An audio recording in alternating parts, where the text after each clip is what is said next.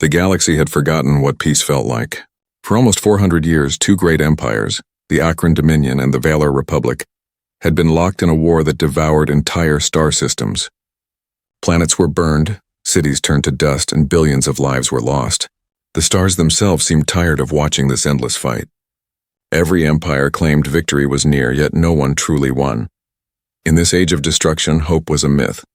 Fleets moved like shadows across the stars, hunting, conquering, and erasing worlds from maps. The Akron fought for dominance, believing only strength could rule the galaxy. The Valor, proud and arrogant, claimed to fight for order, but their order came with chains. For centuries, smaller races were crushed between them, used as slaves, soldiers, or experiments. The galaxy was dying, slowly and painfully. Then one day, something strange appeared on the edge of known space. It was not a warship or a probe from either empire. It was a single small vessel, traveling alone through a quiet sector that everyone had forgotten. At first, no one cared. The Akron scanners picked up its signal and labeled it non-threat. The Valor ignored it, thinking it was debris or a lost civilian craft. But that small ship carried a name unknown to the galaxy: Earth. Inside that vessel were humans, explorers from a world no one had ever heard of. They had no empire, no colonies, and no history in the stars. But they had curiosity, courage, and something else the galaxy had long forgotten: heart. The humans had detected faint distress signals from nearby systems, echoes of dying civilizations caught in the Great War, and instead of turning away, they came to help. When their ship entered the battlefield, chaos surrounded them. Burning ships drifted through space, and broken voices cried over open comms for help. The humans didn't understand the languages, but they understood pain. They extended rescue drones, pulled survivors from wreckage, and tried to send medical supplies. They didn't even know who was friend or foe. They only knew people were dying. At first, both sides ignored them. Then one Valar destroyer decided to investigate the strange, primitive craft. The humans hailed them, trying to explain in broken galactic common that they were there to help. The Valor captain laughed. "You came to help? You don't even belong here," he said. "Leave, little creature, before this war swallows you too." The human captain didn't respond with anger. He simply said, "Then we'll save who we can." The Valor laughed again and left, but those words echoed through the surviving crew. They didn't realize that this small encounter would be remembered for centuries. Over the next few days, the humans continued rescuing survivors. They repaired alien ships, shared food, and treated the wounded. Every race they met was shocked. In a galaxy where mercy had died long ago, these humans offered kindness without reason, but word spread fast, too fast. Soon, both empires noticed the unknown species helping the enemy, and in the galaxy's cruel logic, kindness was seen as betrayal. When the next Akron fleet arrived, they didn't ask questions. They targeted the human ship and opened fire. The first human vessel to enter galactic space was destroyed in seconds. No one survived, or so it seemed. But that was not the end. It was only the beginning, because Earth heard what happened. And when humanity returned, they would not come with aid ships, they would come with a fleet. And the galaxy would finally learn. The war was never theirs. The destruction of the first human ship echoed through the void. The Akron Dominion called it a minor incident, a cleanup of intruders. The Valar Republic laughed, calling humanity a nameless primitive race that wandered too far. To them, it was nothing. But to Earth, it was everything. When the transmission of that final moment reached human space, silence filled every command center. The last words from the doomed ship were clear. "We tried to help. They fired anyway." Those words hit humanity like a blade. It wasn't just the death of a few explorers, it was the murder of innocence. For the first time, humans saw the galaxy not as a mystery, but as a challenge. And humanity's answer would shake the stars. The United Earth Command gathered every surviving nation under one flag. Politicians, soldiers, scientists. Everyone knew what had to be done. "We are not conquerors," the commander said, standing before the World Council. "But we will not let cruelty rule the stars. If they want war, we'll show them what humans do when pushed too far." Within months, the shipyards of Luna and Mars glowed brighter than ever before. Massive warships rose from the red dust, ships made not for exploration but for justice. Each vessel carried a name that told a story: Vengeance, Liberty, Dawnfire, Titan. Humanity was preparing not just for battle, but for redemption. When the first human fleet departed Earth orbit, billions watched in silence. Children waved flags, soldiers saluted, and the old whispered prayers. Across the stars, old empires didn't even notice. They were too busy killing each other. None of them realized that a storm was coming, a storm with steel hearts and human souls. Weeks later, the Valar patrol fleet detected strange signals near the shattered moon of Vryn. It wasn't Akron technology. The readings were too fast, too efficient. "Identify the source," the captain ordered lazily. The sensors blinked. Then the operator froze. "Multiple warp signatures, dozens, no hundreds. They're surrounding us." Before the Valar could react, the darkness outside their viewport erupted with light. Hundreds of human warships exited warp in perfect formation. Their hulls shimmered with Earth markings, simple, clear, and defiant. The humans didn't broadcast demands. They didn't threaten. They simply transmitted a short message across all channels. "This is Earth Command. Ceasefire. Evacuate civilians. You are trespassing in a humanitarian zone." The Valar laughed again, mocking the small world that dared to speak with authority. But before their laughter could fade, the humans moved. In less than 5 seconds, precise kinetic strikes disabled every Valar ship's weapon systems without destroying their hulls. It was surgical, cold, professional. The Valar captain stared in horror. What kind of monsters fight like this? Across the stars, reports began flooding in. Entire fleets going silent. Akron colonies surrendering before a single human landed.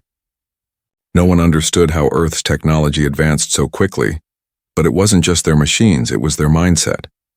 Humanity didn't fight for power. They fought for people. Every move was made to protect the innocent.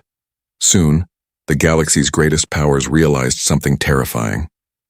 These newcomers weren't fighting for domination. They were fighting for peace. But unlike any peace the galaxy had known before, this one came with human terms. No slavery, no genocide, no cruelty. Those who refused would face the wrath of Earth's fleet. In every corner of the galaxy, commanders whispered the same fear. They thought the war was ours, but it belongs to humanity now. And somewhere deep in the flagship Dawnfire, a human officer looked at the stars and whispered, "We didn't start this war, but we will finish it." The galaxy didn't believe the humans could win. They were too new, too few, and too far from the great centers of power. The Akron Dominion mocked them openly, calling humanity the children of a forgotten world. The Valar Republic claimed humans were nothing but a temporary spark. But deep inside, fear was growing. The silence from their lost fleets spoke louder than any lie. In the cold void between stars, the human fleet moved like a storm. Every formation was tight, every movement precise. They didn't waste energy on flashy displays or proud declarations. They didn't broadcast propaganda or promises. They only prepared. And in that silence, the galaxy learned something terrifying. Humans didn't fight like anyone else. They fought to end the fight. The first major battle began near the mining world of Carven 5, a small planet orbiting a dying sun. The Valar had set up a fortress there, using the planet's minerals to fuel their endless war. Thousands of slaves worked under brutal conditions, and their cries were carried through the comm channels that humanity intercepted. Earth Command didn't wait for diplomacy. They decided to act. At Oro 300 Galactic Standard Time, the human fleet arrived. The enemy sensors didn't even detect their entry until it was too late. One moment, the sky above Carven 5 was quiet. The next, hundreds of dark silhouettes emerged from hyperspace, Earth's warships moving as one. No music, no announcements. Just silence, followed by lightning. The first salvo came from the Dawnfire, a ship larger than any Valar cruiser. Its railguns fired tungsten rounds at near-light speed. In seconds, the enemy's orbital cannons shattered. Human drones flooded the battlefield, jamming communications and cutting power to Valar shields. The aliens panicked, trying to identify the attackers, but the humans didn't give them time. When the Valar commander finally appeared on comms, his voice trembled with disbelief. "Identify yourselves," he demanded. The reply was short and cold. "This is Earth Command. You attacked our people. Now we return the favor." Before he could respond, his screen filled with fire. The humans didn't fight to destroy life, they fought to destroy tyranny. They targeted weapon depots, command ships, and slave control centers. Within minutes, Carbon 5's defenses fell. But what happened next silenced the entire galaxy. Instead of claiming the planet, the humans landed and freed the slaves. They treated the wounded, both friend and foe. Soldiers carried injured Valar civilians on their backs to medical tents. Akron prisoners who expected torture found kindness instead. The war had taught the galaxy only cruelty. Humanity brought something far more dangerous: mercy. As dawn rose over the ruined mines, a young alien child looked up at a human medic and whispered, "Why are you helping us?" "We're not your people." The medic smiled softly and said, "Because you're alive." That's enough. Word spread faster than light. Across the galaxy, survivors whispered about the Deathworlders who save instead of conquer. The old empires tried to cover it up, calling it propaganda. But those who saw it knew the truth. The humans had changed the rules of war. For the first time in centuries, hope began to rise. The weak, the enslaved, and the forgotten started to believe that maybe the galaxy could be more than endless war. And in the command bridge of the Dawnfire, the human captain looked out at the stars and said quietly, "Let them come. We're just getting started." The universe had witnessed its first human strike, and it would never forget it. The fall of Carbon 5 sent a shockwave across the galaxy. Worlds that once laughed at humanity now whispered their name in fear. The mighty Valar Republic tried to hide its defeat, but every ship that limped back told the same story. A fleet from a forgotten world had destroyed an empire's army in a single night. The Akron Dominion's War Council met in secret. Their generals screamed at one another, arguing whether humanity was even real. "No species from a single system could do this," one shouted. "It must be a weapon built by the Valar," another argued. But when they watched the footage, humans rescuing slaves, treating wounded enemies, and leaving without taking territory, no one could explain it. The humans didn't act like conquerors. They acted like guardians. And that terrified everyone even more. Soon, stories spread faster than fleets. Some called the humans Deathworlders, creatures so adapted to danger that even their home planet tried to kill them daily. Others called them Angels of War, beings who brought fire and mercy in equal measure. But the truth was simpler. Humanity didn't fight for glory. They fought because they couldn't stand watching cruelty any longer. On the Valar capital world, panic filled the Senate chambers. Civilians demanded answers. Who are they? Why can't our fleet stop them? Why did they save those we enslaved? The Senate's leaders had no answers, only fear. For the first time in centuries, the Valar realized they weren't the strongest anymore. Meanwhile, the humans kept moving. They didn't broadcast their next targets, didn't brag about victories. Every battle they fought was quick, clean, and decisive. They never stayed long enough to be cornered. Their fleets would appear, strike, rescue, and vanish into the dark. To the galaxy, it felt less like a war and more like a haunting. Alien generals began to lose sleep. Every shadow on a scanner, every unknown signal could be them. The mere whisper of human fleet incoming was enough to make some garrisons abandon their posts. Even pirates, who had once preyed freely on trade routes, started surrendering to human patrols without a fight. The humans didn't even fire, they simply said, "Lay down your weapons." And they did. But behind this growing legend was a heavy truth. Inside the Dawnfire, Earth's flagship, the human crew carried deep sadness. Every destroyed fleet meant more death, and humans hated death. They saved who they could, buried who they couldn't, and moved on.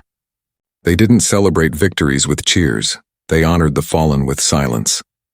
One night, as the stars shimmered outside the viewport, a young officer asked the captain, "Sir, do you think they'll ever stop fearing us?" The captain looked out into the blackness and said quietly, "No, but maybe one day they'll start understanding us." That same night, the Valar Republic and Akron Dominion, sworn enemies for centuries, made a desperate choice. They joined forces. Old hatred vanished when both realized the same truth. If humanity wasn't stopped, their empires would end.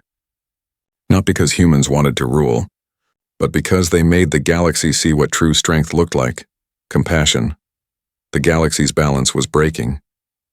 Armies prepared, fleets gathered, and deep in the void humanity watched.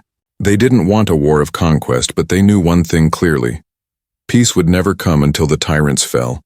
The humans had given the galaxy hope, but hope always comes with fear. and now every star trembled with both. The uneasy silence that followed was more terrifying than open war. Across the galaxy, fleets stood ready, waiting for the moment humanity would strike again. But the humans did not move. Weeks passed, then months, and no attacks came. Many alien commanders began to think perhaps the humans had finally stopped. But they were wrong. Humanity wasn't gone. They were preparing for something far greater. Inside the command deck of the Dawnfire, the largest human flagship ever built, Admiral Elias Wren watched countless holographic maps glow across the room. Entire sectors shimmered with red, territories controlled by the combined Valor-Akron Alliance. "They've joined forces," his second officer whispered. "Old enemies now share one purpose, destroying us." Elias nodded slowly. "Then let them come," he said. "They think unity is a weapon they've just discovered. They have no idea it's what made us human." The galaxy had seen alliances before, but none like this one. The Valor and Akron had merged fleets, building a massive war machine with over 100,000 ships. Their leaders made a single promise to their people: erase Earth from existence. Propaganda spread across every colony. "The humans are monsters," they said. "They bring false peace. They will enslave us next." Fear turned into rage, and the galaxy prepared for the final confrontation. Meanwhile, humanity was silent. Earth's colonies worked together like never before. Shipyards on Mars, Titan, and Europa burned through the night, producing new warships faster than ever. Scientists shared discoveries without borders, and soldiers trained together under one banner: Earth Command. But even in their unity, humanity knew this battle would not be easy. The odds were impossible. One human ship for every 10 alien vessels. Yet they had something no one else had: purpose. As the enemy fleet began its approach toward the Sol system, sensors lit up like stars. The sky filled with signatures, dozens, hundreds, thousands.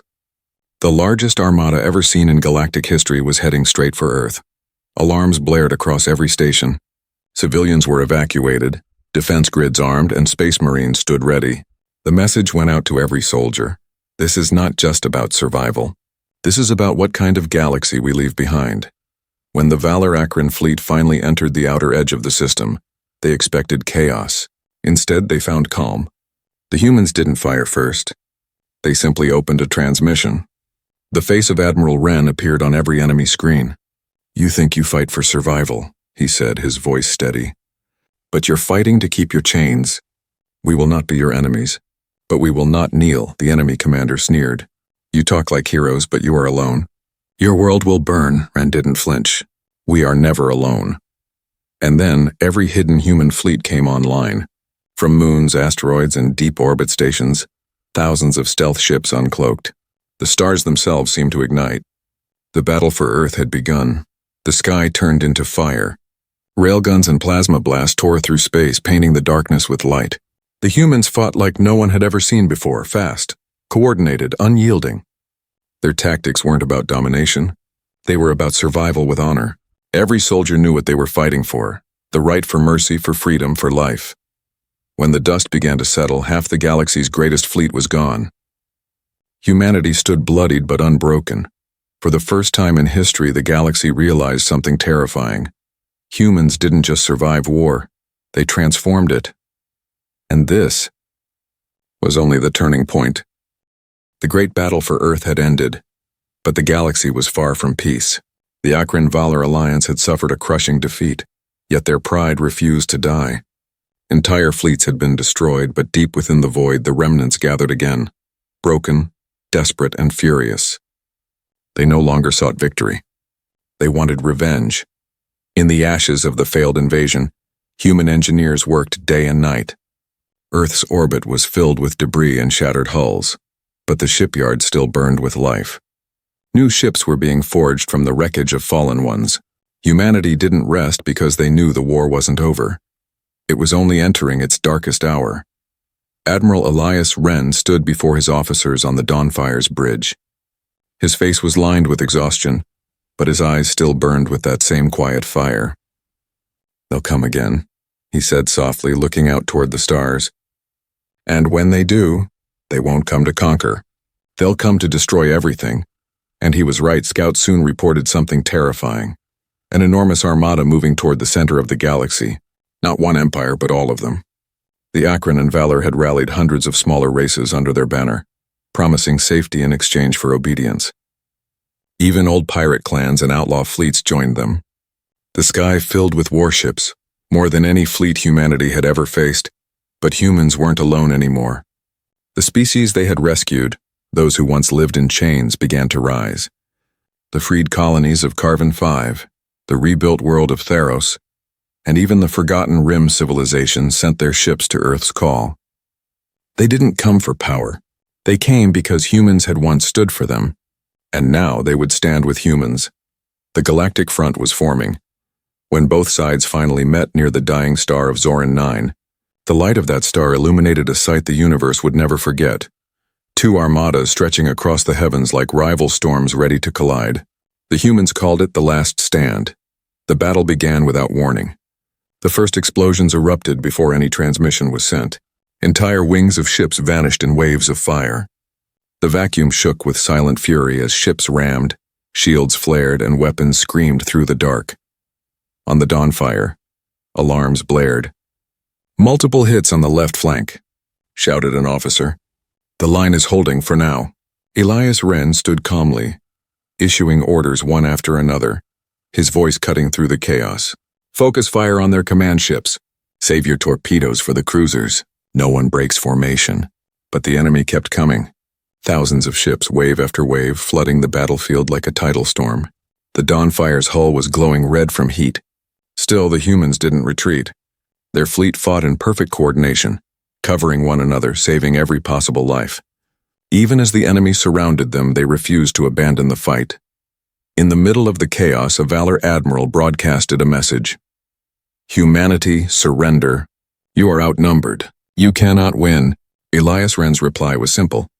"We don't fight to win. We fight to protect."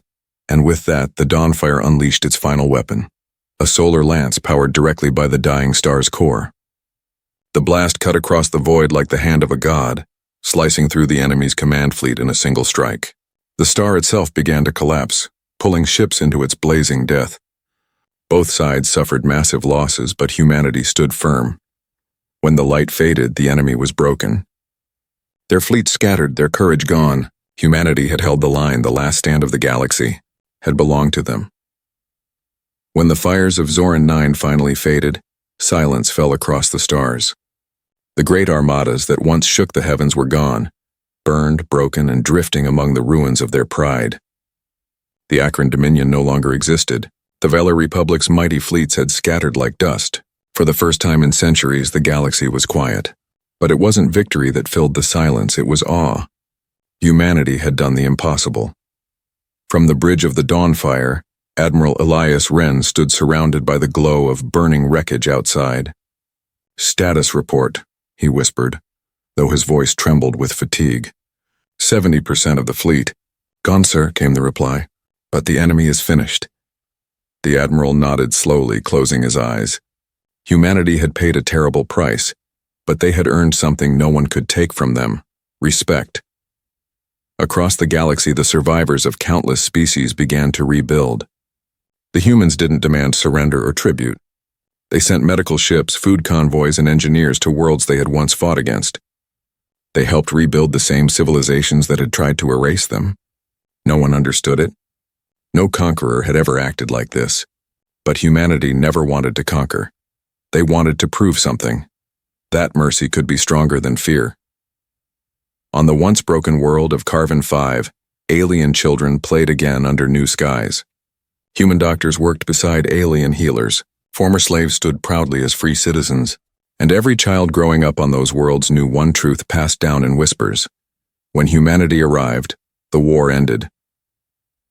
In the ruins of the Valor capital, a message was broadcast across all networks. It was a recording, Admiral Wren's speech to the galaxy. His voice was tired but steady. "Today we stand not as rulers but as guardians.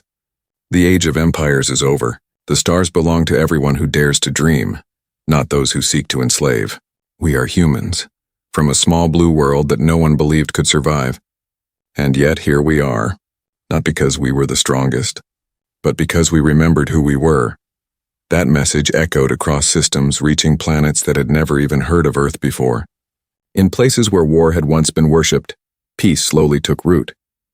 And the name humanity became more than a word, it became a promise. Years later, monuments rose on worlds far from Earth. On each one, carved in every language, were the same words. They thought the war was theirs until humanity arrived. But for the humans who survived, it wasn't glory they remembered. It was the faces of those they'd lost. On the anniversary of the final battle, the Dawnfire sailed one last time. Its crew gathered in silence as Admiral Wren placed a single flower into space, letting it drift among the stars. "For all who fought," he said softly, "and for all we still fight for." As the ship turned toward home, the galaxy watched. To many, humans had become myths, creatures of legend, beings who came from nowhere, changed everything, and then vanished into the quiet. But every few generations, when injustice rose again, strange ships would appear in the dark. Sleek, silent, and carrying a single emblem, a blue circle with a white star, and the galaxy would whisper once more, "They've returned. The humans have come."